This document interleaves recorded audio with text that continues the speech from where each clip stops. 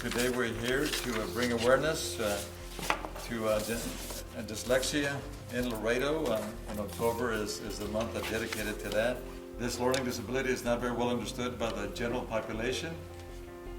And of course, we need to change that. And this is the purpose of this proclamation and the purpose of this meeting as well. And hopefully the people that are viewing us on public access will also pay close attention because it's important. It impacts our community. It may impact your families. You may not know it, but maybe by listening to some of these people that will be coming up to the podium, you'll then learn that possibly you need to get your child checked. This is why we're here today, to let our community know that dyslexia isn't something anyone should be ashamed of. Nor a reason to hold you back. Once it's detected and resources are applied, you'll do well. But of course, it takes time to get there. In training, of course, we need to support our students with learning disabilities by supplying them with the right tools and support to help them accomplish their dreams. This is something that some of these ladies we'll talk to you about, that maybe not all the resources may be there yet, but they're trying very hard to get those resources to the population that needs this help.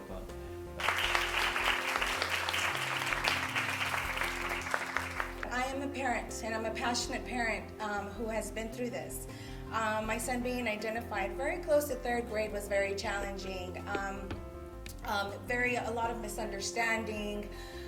And so that's why I started Dyslexia Smart, because I wanted to reach out to parents like you, to teachers like you, to understand why our children have such difficulties in reading, why they manifest these behaviors.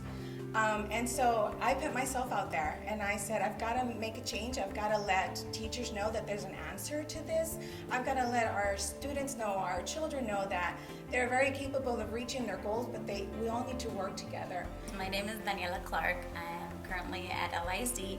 I am doing the CALT program. It has been a wonderful experience so far. We did an intense course in the summer, and we're not done yet, but it was very rewarding, very filled with knowledge that hopefully, that I'm now using and starting to use in the classroom. So it's not only for me, it's to share. And so that's the most exciting part. On another note is that this also comes close to me because I am dyslexic. I don't know what I'm Here with you. Anyway, so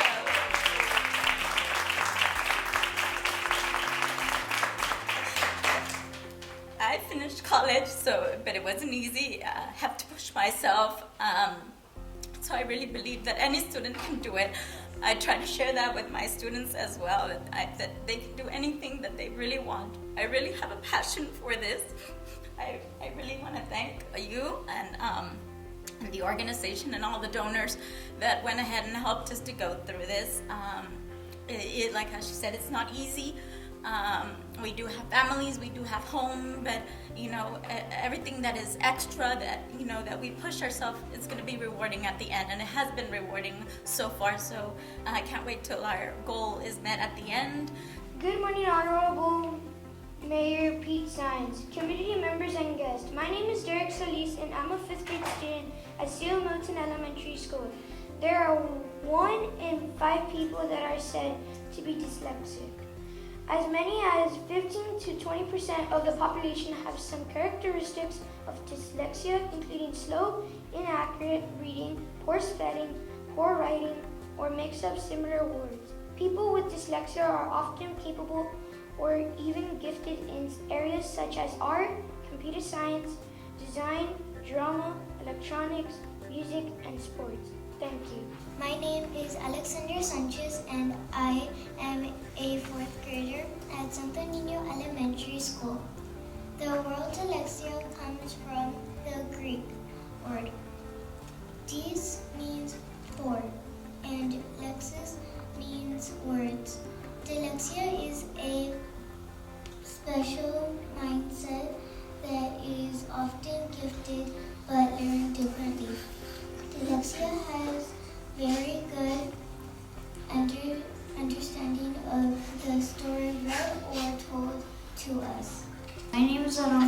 Alex, and I am a third grade student at Alma Piers Elementary School. Dyslexia includes difficulties with reading, spelling, and comprehension. Students with dyslexia often have difficulty identifying letters to its sound. Having reading difficulties doesn't mean a child is not smart. I'm smart. My name is Jesus Cervantes. I'm a fourth grade student at Orne Ligalde Elementary School. The first description of dyslexia appeared in 1896 by Dr. W. Pringle Morgan in Sussex, England, where he wrote, Percy F., age 14. He had always been a bright, intelligent boy, quick at games, and in no way inferior to others his age. His great difficulty has been and is now his ability to read. Dyslexia of large spoken vocabulary tend to be more curious and creative and intuitive than average. Thank you. We went from 0 to 26 certified academic language practitioners in 9 months. 100% of the teachers who finished all the requirements. It's not the 2-year program, the therapist program, but it was the 1-year program. It was 350 contact hours, submitting 4 personal videos with reflections, and all of those graded by the trainers. So we had 100% take and pass the test. And so every school in United ISD has a trained teacher. 26 of those campuses have the certified practitioner. We already had and continue to have 2 therapists under Section 504 in one of our elementaries and one of our middle schools. So every child in Texas is supposed to be screened for dyslexia at kindergarten and first grade.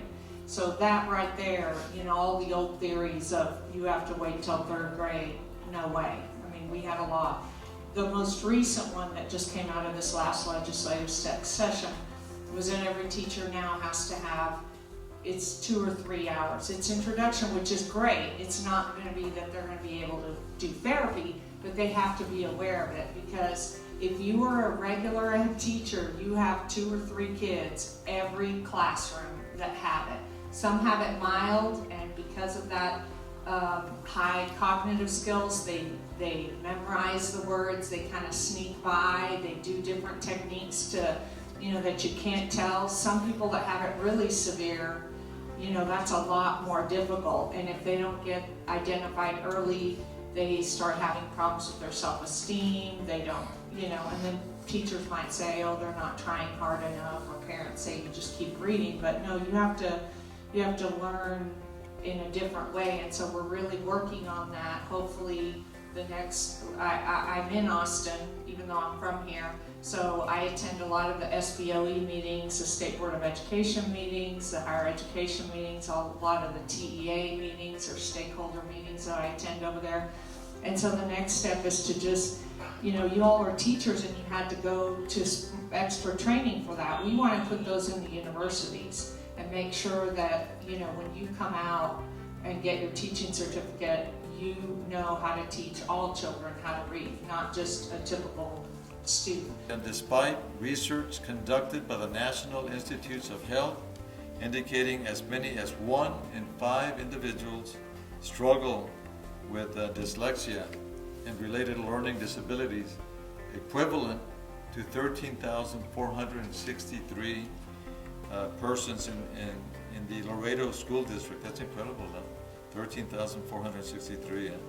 Now therefore I, Pete Sines, by virtue of the authority vested in me as Mayor of the City of Laredo, County of Webb, State of Texas, do hereby proclaim October 2019 as Dyslexia Awareness Month in Laredo, Texas. Thank you, ladies and gentlemen, but more importantly, thank you.